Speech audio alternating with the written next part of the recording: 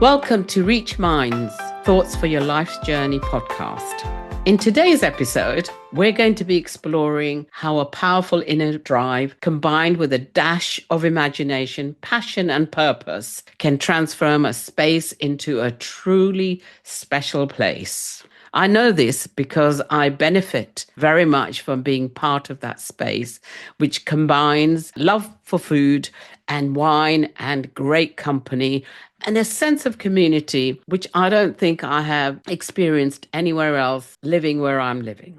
And my guest today has created this amazing space where, as I said, she has brought in not only the love of food and wine and different ideas, also people coming from different walks of life.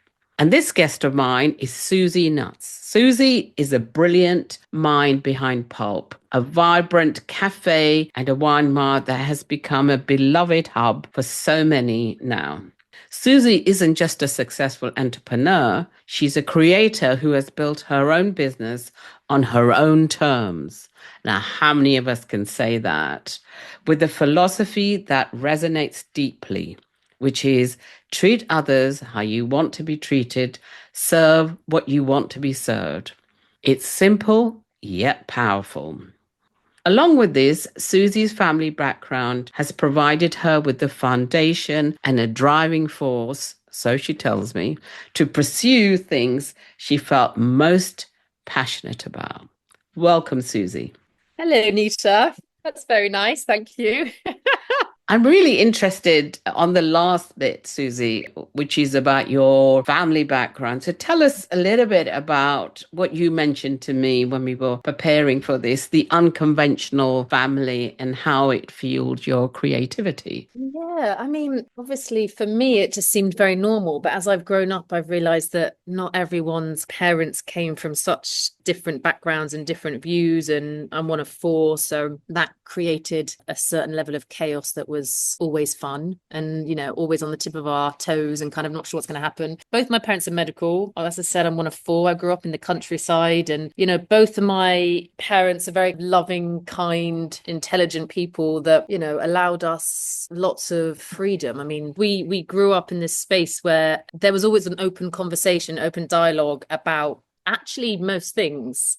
And it's interesting as an adult now looking back on that and actually being able to analyze it and say, wow, I got raised with science, rhyme and reason, cause and effect on one side. And then on the other side, very strong spiritual mother who had a very strong faith. But it was also fine for both of those things to coexist. And I think what's really amazing actually is when I think about my family and my upbringing and the environment in which we were all raised, although obviously it was very different, there's four children from the first to the fourth, things are different. Time, finances, situation. But I think there was a really strong foundation that was kind of, it's okay and we'll figure it out and we'll figure it out together. And worst case scenario, we're all going to sit down around the dinner table and we're all going to scream and shout and then eventually come to whatever the conclusion needs to be and then kind of do it that way. So it's just a case of trial and error.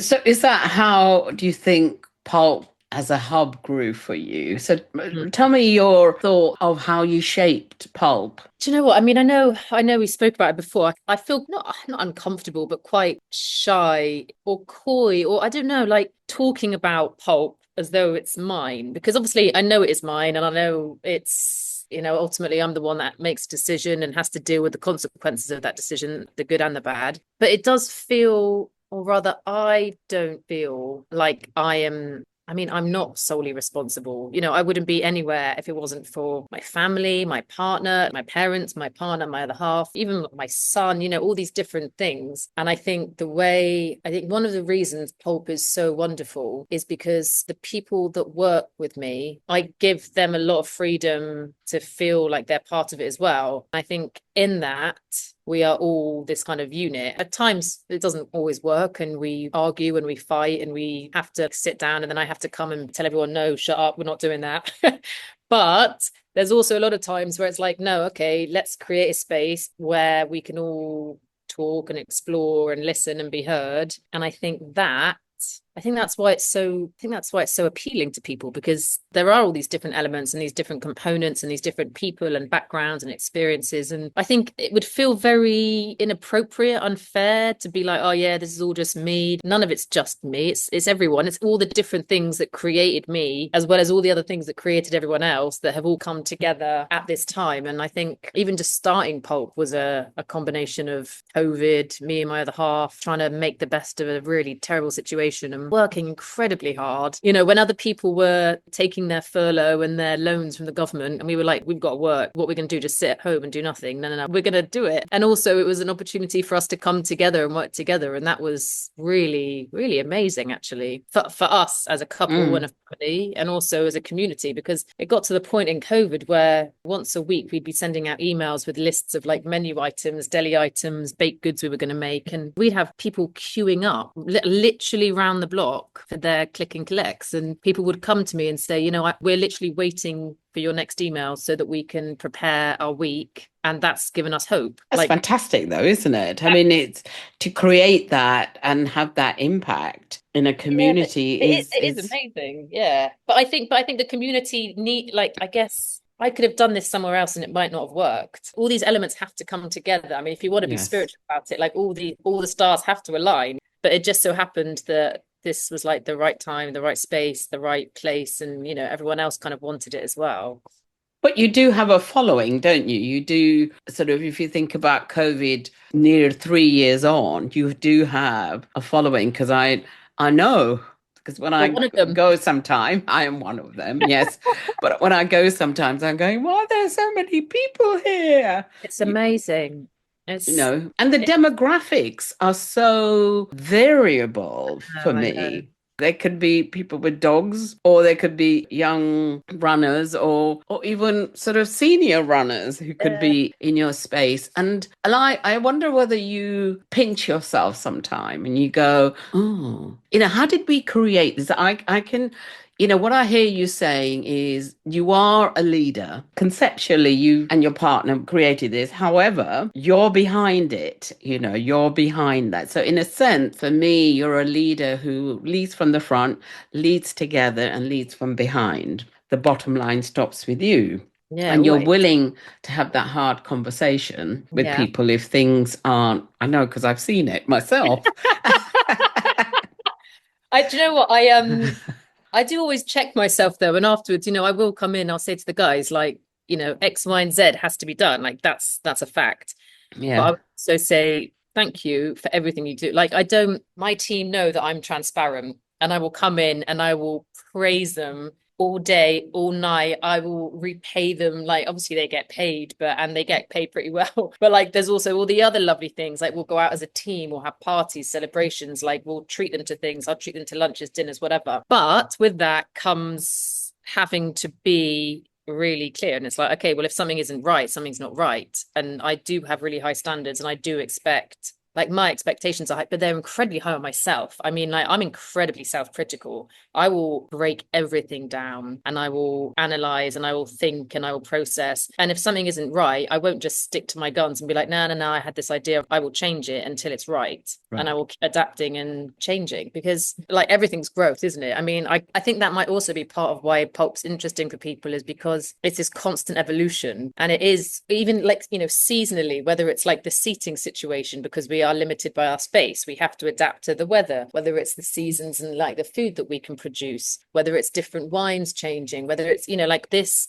place feeds off everything. I think that's probably why it's so interesting, because that you could come here at Christmas and it's going to feel very different to coming here in the summer. And, throughout the seasons, it's going to change. And it's a live thing. It's like a live little piece of art or something. Well, it is art because you got a lot of stuff in there. I think you're being quite modest, actually. I think there is there is art in there. There's care in there. There's luxury items in there, and they're beautiful items, and it's constantly evolving. And you're right, because I experienced that.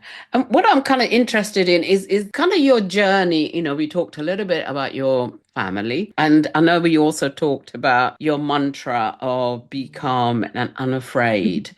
Tell me, Yes. where did that come from for you? Oh, Nita, you just want me to tell everyone else.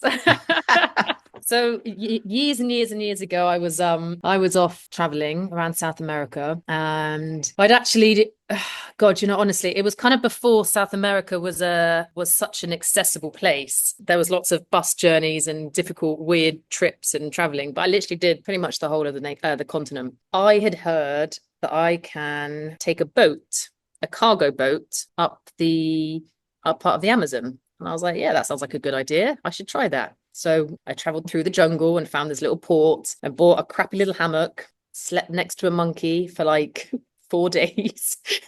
And this boat was basically, it was this cargo boat was going up the Amazon, and it was like delivering everything to villages that don't have any roads or any car access at all. Everything was on this boat. It was like a big, old, rusty cargo boat. And like we literally had to walk like a little thin plank to get onto it. And it was kind of hairy. Things like ice. There was like these huge blocks of ice that were being delivered to villages that were like, the size of half the shop, and they were kind of creating it was amazing. Some livestock. Anyway, on this boat, there were like there must have been hundreds of like items, but it also kind of was docking in these odd places. So you'd wake up and all of a sudden there'd be this like influx of people from this one village, and they were traveling up the river to the next like dock, and then they'd all just disappear. And it was about a week. And during that time, there was, I think, three other Europeans, an Italian and an English guy that I met.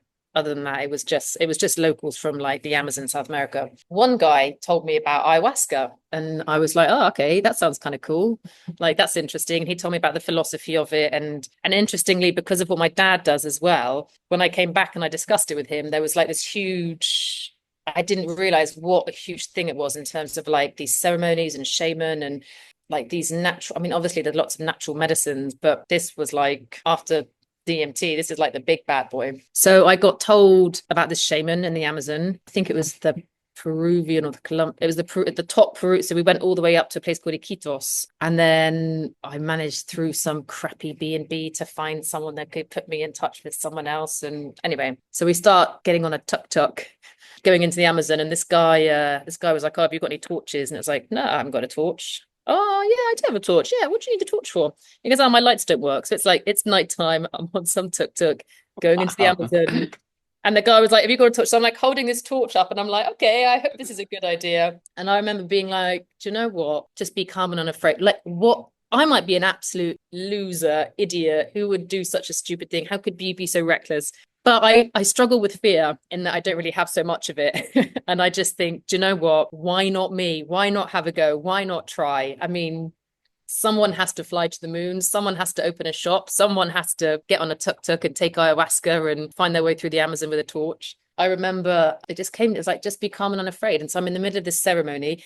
It also so happens that this ceremony was happening with the shaman. So we're like in this shack have you ever done ayahuasca? Do you know about the ceremonies? Do you know about this stuff? Okay. No, I don't. No. So it's a medicine, it's a plant medicine, and it's administered by a shaman in a ceremony. It's very like spiritual, it's very ritualistic. There's like a lot of music involved. You've got this one shaman who's kind of using different drums and leaves and different things. And he rolls these like cigarettes that are just tobacco, like pure tobacco. And it's kind of it's really rural. It's proper jungle life. And so we're sitting and you drink this medicine, and it's kind of like in this cup, like this chalice, and he serves each of us. And it's this thick, gloopy, almost Marmite-esque black, like tarry liquid. You drink it, and then you go through this really incredible experience of honestly life-changing. Absolutely, it makes you light. It makes you think, do you know what? Be calm and unafraid. Like, what can I not deal with? What can I not encounter? I think as long as you've got some peace and some grace, you can probably deal with anything. But I was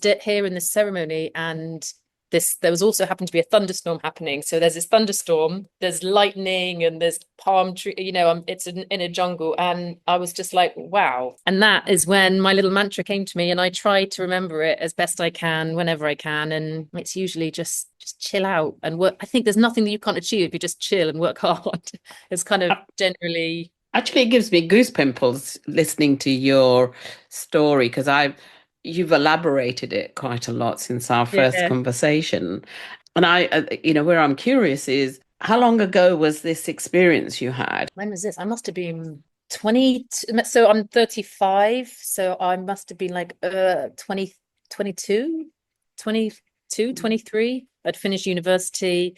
I'd gone and worked really hard and saved a lot of cash up and then been like, right, I'm going to get a ticket and I'm going to go and travel and see some stuff. But it's always stayed with me because I can hear it and feel it. it's honestly, I remember after this ceremony was complete, and it's all about kind of spirits and strong spirituality, but also kind of the things that live within us and about freeing them. And actually, my sister, when I first opened the bar, so because I've been here now for 9 years, right, and I think it was one of the first nights we kind of stayed behind, had a glass of wine once everything had shut, and my younger sister was there. She goes, Susie, do you know what? You need to learn fear because you don't fear things. And I think all like talking about it now, I don't think I ever like put everything together, but I just don't know why it can't be me. Why can't it be anyone? Like, I don't know why. I mean, obviously terrible things happen, and I'm very lucky that I've had such a lovely, comfortable life. I have a great family, I've got great friends, I've got a lovely support network. But I mean, yeah, I don't think I'm any different to anyone else, and I don't think anyone else is different to me. And I don't know why we can't just try stuff and see how it goes. And that for me has always been a thing. But also, I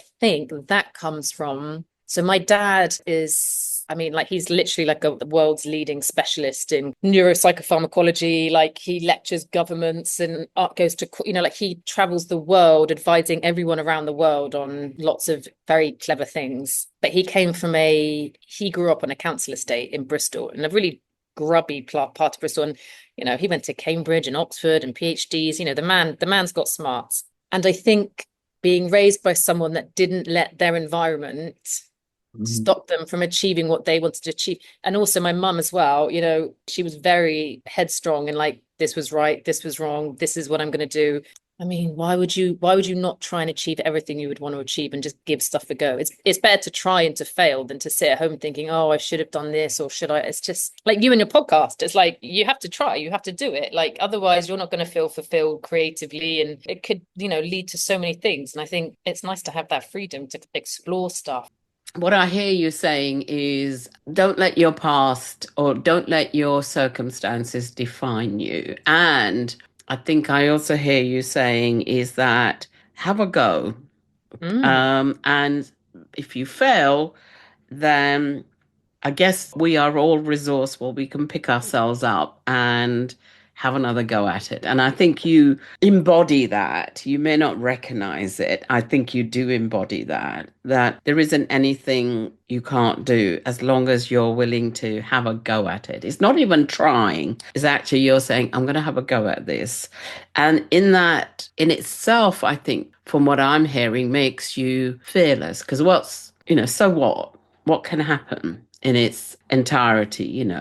So I wonder if a young person came to you, one of your individuals who worked with you and said, Susie, I really want to do this. Mhm. What piece of wisdom do you think? Because you have lots of wisdom, Hmm. interconnected, Thanks. and you have, trust me. What would you say to them, do you think? Well, yeah, I mean, it does come up. It happens frequently. I mean, like there's a lot. I think another thing that's noticeable about the shop is that our staff stick around for a really long time. Our team is like a unit. It's a real family. It's really connected. And a lot of those people are artists and, whether it's music or theatre or dance or lots of different things. And I have sat down with a lot of them at many different times. And these young people that are overflowing with creativity, but also so restricted by, the frustrating situation that they're in because, they live in London and, the creative worlds aren't easy to access. And honestly, firstly, I do whatever I can to support them. And it's like,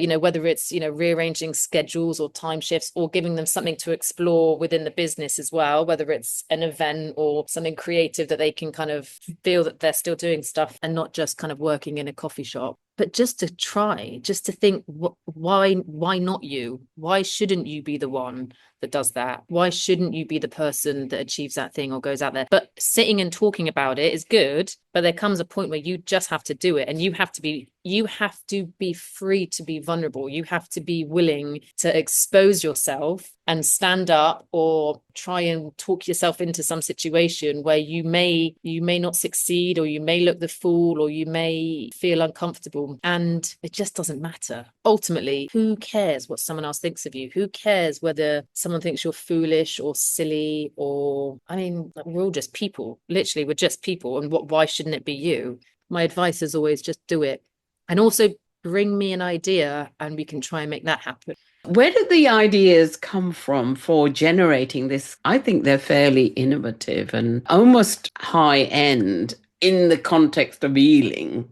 Yeah, I maybe they are high end. Do you know what? I like to think that anyone that comes in here, whether it's to spend £3 on a coffee or £80 on a bottle of wine, I think they should get treated the same. I think if someone's coming in here to buy a gift and they can only afford £15, they should still get it wrapped and they should still feel good about it. The same way if someone's coming in and spending £200. For me, I've always wanted to just create a space that I would want to come to. I think I am a creative person. I always have been. My whole family are. I also have to make money. I also need to, pay my mortgage and feed my kid. Like there has to, it can't just be frivolous. There No, needs to be like there are things that I would love to carry on doing, but actually, do you know what? There's that fine line, there's that like payoff, and it's like, okay, how creative can I be? How useful is it? How rewarding is it financially? How rewarding is it kind of emotionally as well? Because I mean, I don't need a vanity project. I also don't need my ego boosting. Like there's things I could do and people would be like, I know that it would get a certain response, but I don't feel the need for people to I don't like it just doesn't matter to me. But there is that kind of sweet spot between creative, financial, emotional, resourceful, useful, like all these different things. But also I don't have all the answers, so you have to keep trying. I think that's why. But also, like I said, like I would just like to come here. I'd love to be a customer here. Sometimes Pan and I will like come in an evening and we'll try and be in like the corner behind a plant and we'll look around. It's like, God, it's so nice. Or I'll come in the morning and do a little bit of work and it's like, oh, it's so nice. Even go down to Pans at Paperback and I'll sit there and I'm just like, oh, it's so nice. I mean, yeah, we work really hard, but we're so lucky that we've kind of got such nice spaces and it is just somewhere I'd absolutely. like to be. Yeah, just somewhere I'd like Abs- to be. Absolutely. And I think, Susie, if you read any of the sort of management leadership books, you would recognize yourself in there. Do you know what? I remember having a boss and I was working in this amazing, like seriously beautiful kind of like private cocktail members club. And it was this huge Victorian building down in Bristol, which is where I'm from. I'd kind of host it and it was amazing. And it was the sort of place where even when I was working, I'd be wearing a cocktail dress every night because it was glam. It was fabulous. And obviously though, at the end of a night, it's 3 o'clock in the morning and I'd be there in my cocktail dress and I'd still be rubbing the mats and I'd be doing the bins and I'd be cleaning everything down. So like I know how to work hard. But the reason I mention it is because there was I remember my boss, and this guy, I mean, he had multiple amazing establishments, businesses, and he would still be there, like polishing glasses with me. And I'm thinking, God, this guy doesn't need to do this. This guy could just come in and order me around. He can just tell me what to do and I'll do it. I'll do whatever. Like I'm working. This is my job. I'll do what needs to be done. I remember him trying to help me. And I remember thinking, God, you know what? I really hope that the way it's such a small thing, but the humility he had, it's like, do you know what? I will come in and I will make sure that I work and I do the shitty jobs and whether it's the bins or the toilet or whatever, like the gross jobs, just the same as everyone else will. And I think I also like to think that hopefully then when other people are going on to do other stuff, no one's going to last forever. Like no one's going to be here forever. Everyone wants to go and do their own thing. And I fully support that actually they'll go and hopefully they'll be like, do you know what? I had a boss that used to come in and she didn't used to just bark orders at us, that actually she helped me and I want to go and I want to then help the people that work with me because it's about all of our lives kind of going forward and it's all that journey. I think there's a lot of stuff that you say in here. I think my sense is you need to own it, Yeah, Susie. maybe. It's about, as I'm saying, is if someone was to hear this podcast, and I'm sure when they will, they would recognize an individual who has clarity, who has leadership, and who's willing to muck in, is not a standoffish. You're in there in the weeds when you Mm, need to be, and you also step back when you don't have to be. And it's also about, I think what I would boil it down to is connection. mm-hmm, There's a connection that you've mm, created with the environment you have at Pulp. And And the force within it, I think, through the people who work there and the customers who come there, brings everything together. Yeah, I mean, I think so. But I think that's because we are all connected. And I think, do you know, I mean, I think I like to lower the bar. If I lower people's expectations of me, Nita, then I can then the rise is even greater. It's Because funny. I mean, look, I've never done any business. I mean, I don't have a business background. I don't have any family in business. I've never, but actually both my parents are leaders though. It's interesting you say this. So like my mum was, a ward sister at the age of like 21 or something. Like she just was brilliant at that. She knew how to look after people and look after them well. And my dad is obviously I mean, he leads everything, whether it's, head of research at Imperial or, government advice, that's what he does, charities and stuff. But mm, yes, so maybe inadvertently, although it wasn't business related or orientated, it's kind of, there is an element of knowing how to kind of bring people on the journey with you. But it's about being boundaried as well, because there are people that take advantage and try and push it. And I think mm. that's tough. That's actually really tough. That's probably what I find the hardest. It's easy to go and clean up or do a 12-hour shift in comparison to having to be firm and boundary with people that are trying to push. That I find harder. What to do that? Yeah, I find that really hard because ultimately Mm. I'm a people pleaser. I'm like middle child, people pleasing. I'm like textbook third kid out of four. I'm like head down, get on with it, but also don't want to rock the boat. Just want to kind of do my thing and just kind of keep everyone happy and try and appease everyone. Um, and yeah, so then when I have to deal with like actually being serious and actually being really firm and direct and clear, that's not when I struggle now, but that's what I've struggled with the most. And Yeah. that's what I've had to practice and learn the most over the last, throughout my life. Yeah. And we're all learning as we kind of go Mm. along. So finally, where do you think Pulp is? What's your next? What's on next on the horizon for Pulp, do you think? Ah, that's a big question because I'd love to do more. No, I will do more. Yeah, I'll open another shop. I'll do more. My plan is to streamline. I want the foundations to be really strong. I want the foundations to be really strong, really coherent, really clear.